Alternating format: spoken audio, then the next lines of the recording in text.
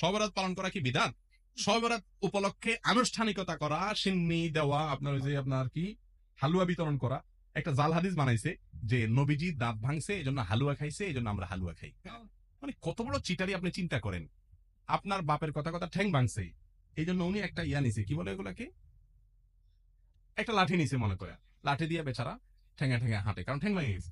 এখন আপনি বাপের ছেলে বলতেছেন, উফ আমার বাপের শত্রুর সাথে লড়াই করতে গিয়া ঠ্যাং ভেঙে ফেলছে, অতএব বাপের প্রতি আমি ভালোবাসা প্রকাশ করতে গিয়ে আমার ভালা ঠেঙে আমি একটা লাঠি নিয়ে খোঁড়াইতেছি। বাপে ওই লাঠিটা নিয়ে মাথা দিয়ে মারবে কি পারবে না, যে বেয়াদব তুই তো আমার ভেঙাইতেছিস, ঠিক না বেঠি?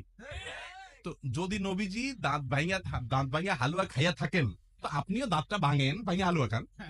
আপনি আস্ত ভালো দাঁত নিয়া সবরাতে হালুয়া খাইতেছেন, এর চেয়ে বাট পারে আর কিছু হইতে পারে? আর ওহুদের যুদ্ধ কি শাবান মাসে হয়েছে? আপনি এটা কোথায় পাইছেন? এগুলা সবগুলা হলো এই হালুয়া ঘুরির জন্য আপনার মাসালা বানাই নেওয়া। ভাইরা আমার, সবরাত কেন্দ্রিক রাত্রি জাগরণ, দিনে ইবাদত এবং আপনার আরো যত কাজ আছে, এগুলো কোনটাই আসলে বিশুদ্ধ হাদিস দ্বারা প্রমাণিত। তবে হ্যাঁ, বিভিন্ন হাদিস থেকে এইটুকু বোঝা যায় এই রাতে আল্লাহ রাব্বুল আলামিন হিংসুক এবং শিরকারী ছাড়া বাকিদেরকে আলাদা সাধারণ ক্ষমা ঘোষণা করে। কথা কি বুঝতে পারছি? আর যেহেতু শাবান মাস নফল রোজা মাস, সাথে অন্য দিনের মতো ওই দিন রোজা রাখতে পারেন, কিন্তু সবরাত উপলক্ষে স্পেশাল রোজা, এটাও বিশুদ্ধ হাদিস দ্বারা প্রমাণিত না। কিন্তু সবরাত নিয়ে বহুত মারামারি কাটাকাটি আছে। দুঃখের বিষয়, যে সমাজে নামাজের খবর নাই, হাজার হাজার হারামের কাজ চলতেছে, সেখানে সবরাত নিয়ে কি হয়? মারামারি হয়। আল্লাহ আমাদের বোঝার তৌফিক দান করুন। শবে বরাতে হালুয়া রুটি খাওয়া যাবে কিনা? শবে বরাতে হালুয়া রুটি খাবেন। কি কারণে হালুয়া রুটি খাবেন ভাই? আমাদের দেশে শবে বরাতে হালুয়া রুটি এই জন্য খায়, বলে যে আমাদের নবীজি ওহুদের যুদ্ধে দাঁত ভেঙে গেছে, দাঁত ভাঙার পরে তিনি কি খাইছেন? হালুয়া রুটি খাইছে।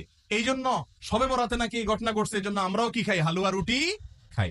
এখন আমার প্রশ্ন হলো, নবীজির দাঁত ভাঙছে ওহুদের ময়দানে, যদিও সেটাই শাবান মাসে ভাঙে না, এটা ভুয়া কথা, তারপরেও ধরলাম এই মাসে ভাঙছে, তো ওনার দাঁত ভাঙার পর উনি হালুয়া রুটি খাইছে। আপনি আস্তে আস্তে তাগড়া তাগড়া ভালো দাঁতে আপনি হালুয়া রুটি চাবাইতেছেন, এটা তো নবীজির সাথে তামাশা হলো। কি বলেন? একজন বাপ পা ভেঙে গেছে, বেচারা একটা লাঠিতে ভর করে খোলায় খোলায় হাঁটে, আপনার দুইটা একেবারে তাগড়া পাও, সুঠাম পাও, সুস্থ, আপনি একটা লাঠি নিয়ে কি করতেছেন? খোলায় খোলায় হাঁটতেছেন, ভালো পাও।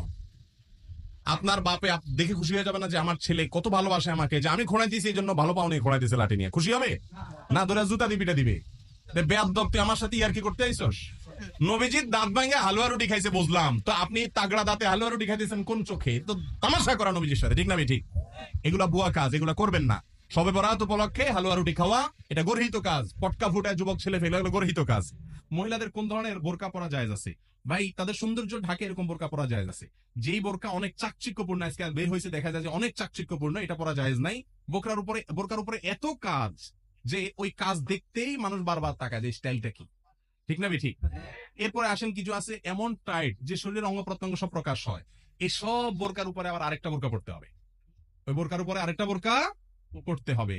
বিধায় এই ধরনের বোরকা পড়লে কি হবে না? পর্দা হবে না। এটা একটা স্টাইল এবং ফ্যাশন হয়ে গেছে আজকাল।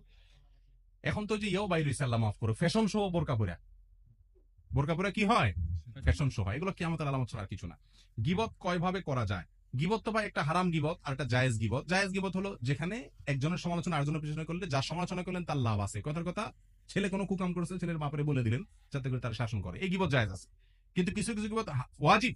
কথার কথা, ওনার দ্বারা কোনো ক্ষতি হচ্ছে, উনি একটা বোম নিয়ে আসছে এখানে, এখন উনি চলে গেছে, এখন ওনার সমালোচনা করাটা কি ওয়াজিব, কারণ উনি আমাদের সবার কি করবে?